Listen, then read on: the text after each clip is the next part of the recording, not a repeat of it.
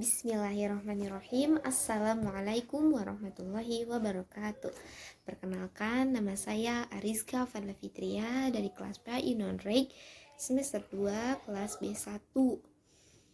Baik, saya di sini akan mempresentasikan perihal kebudayaan guna memenuhi tugas mata kuliah PLSBT. Baik, langsung saja kita ke pembahasan. Yang pertama itu, apa sih kebudayaan? Apa sih kebudayaan? Selama ini kita kan sering banget tuh dengar apa itu, sering banget mendengar kata budaya, kebudayaan Indonesia dan lain sebagainya.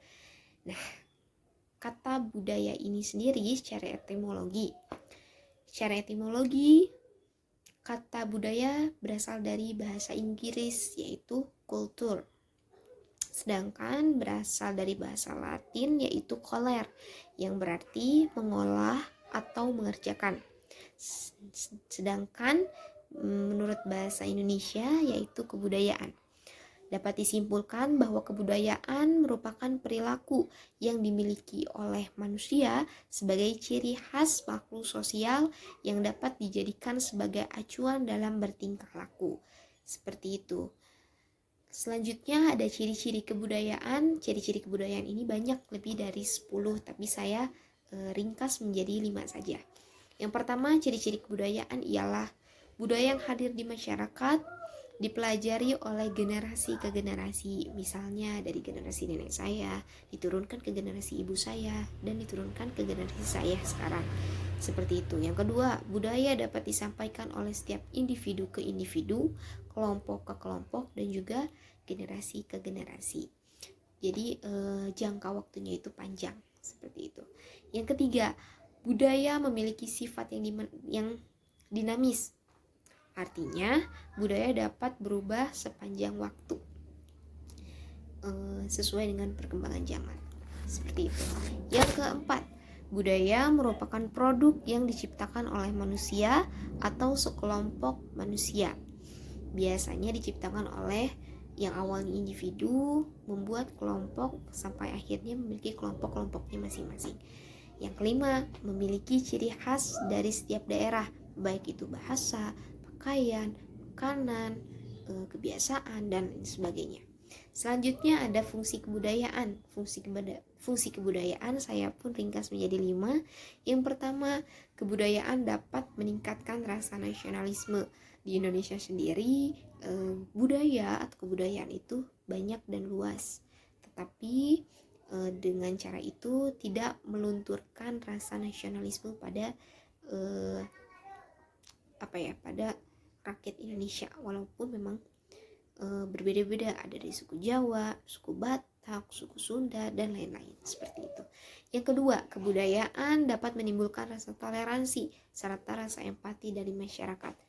Betul, dengan adanya rasa toleransi akan membuat masyarakat Indonesia tumbuh menjadi manusia yang rasa toleransi dan empatinya tinggi, walaupun memang kita lahir dari berbeda, baik itu dari segi warna kulit, jenis rambut, tinggi atau pendek, tapi tidak menjadikan itu perbedaan dalam bergaul ataupun berperilaku dalam kelompok.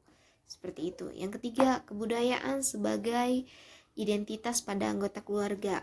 Misalnya dalam suatu kelompok, keluarga itu memiliki atau berasal dari daerah Sunda, di mana di waktu-waktu tertentu harus memakai pakaian adat Sunda, seperti misalnya kebaya, atau laki-lakinya memakai baju pangsi, ataupun misalnya kalau di Bali itu ketika hari Nyepi tidak boleh keluar rumah, harus memadamkan listrik dan api. Itu adalah salah satu identitas pada anggota kelompok atau keluarga dalam sebuah budaya. Yang keempat, kebudayaan berfungsi sebagai media pembelajar. Kenapa? Seperti yang sudah dijelaskan tadi, budaya itu sifatnya dinamis, di mana bisa berubah sepanjang waktu seiringnya perkembangan zaman. Jadi cocok untuk media pembelajaran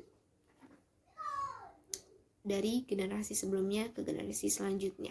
Seperti itu. Yang kelima, kebudayaan berfungsi untuk meningkatkan kemantapan pada sistem sosial di masyarakat. Karena Indonesia terdiri dari beberapa budaya berbeda-beda, tapi tidak melunturkan rasa sistem kasta ataupun sistem sosial. Walaupun beliau dari Provinsi Papua, beliau dari Provinsi Banten, beliau dari Provinsi Sumatera, tidak akan menjadi perbedaan bahwa tidak akan menjadi perbedaan golongan, karena yaitu Indonesia itu jiwa nasionalisnya tinggi. Bukan berarti perbedaan itu memisahkan, tapi dengan perbedaan itu kita bersatu, seperti Bhinneka Tunggal Ika, berbeda-beda tetapi tetap satu tujuan, seperti itu. Selanjutnya ada jenis-jenis kebudayaan. Jenis-jenis kebudayaan ini juga terdiri dari banyak aspek, cuman saya hanya mengambil satu, yaitu jenis kebudayaan nasional. Kebudayaan nasional ini juga terdiri dari beberapa poin. Yang pertama, misalnya ada rumah adat. Rumah adat ini di Indonesia banyak sekali, bahkan di setiap provinsi itu memiliki rumah adatnya masing-masing. Misalnya saya beri contoh, ada rumah adat Lamin dari Kalimantan Timur, ada rumah kesepuhan dari Jawa Barat, ada rumah joglo dari daerah istimewa Yogyakarta, ada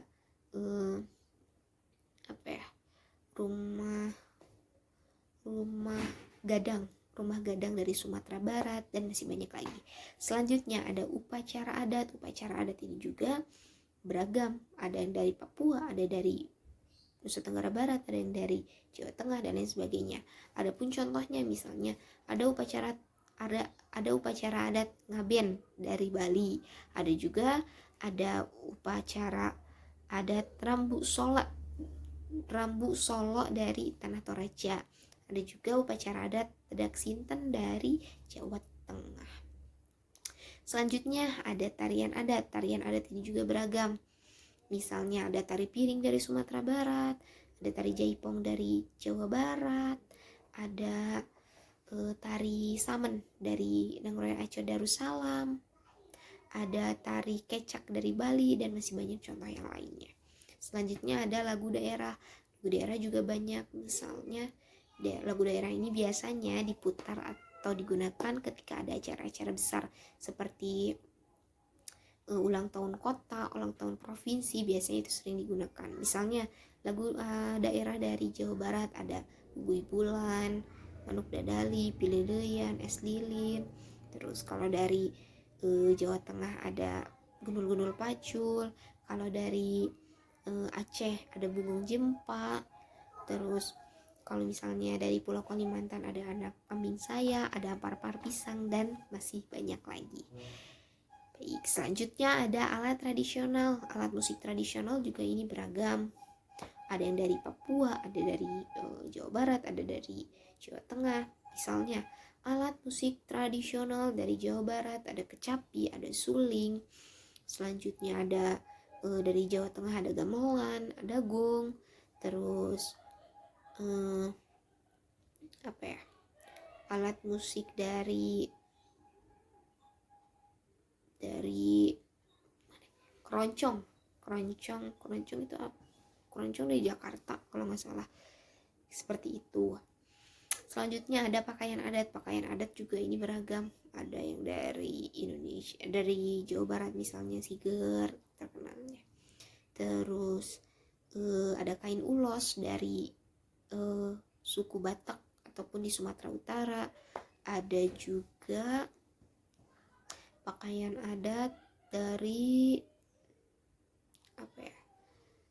banyak lah pokoknya, yang kurang lebih itu yang dapat saya sampaikan kalau untuk pakaian adat. Selanjutnya ada senjata tradisional. Kalau senjata tradisional ini banyak juga, ada misalnya dari Aceh rencong, dari Betawi atau Jakarta itu golok, dari Jawa Barat kujang, seperti itu, dan dari Papua pisau belati, seperti itu. Kurang lebih seperti itu beberapa poin yang dapat saya sampaikan pada jenis kebudayaan nasional ini.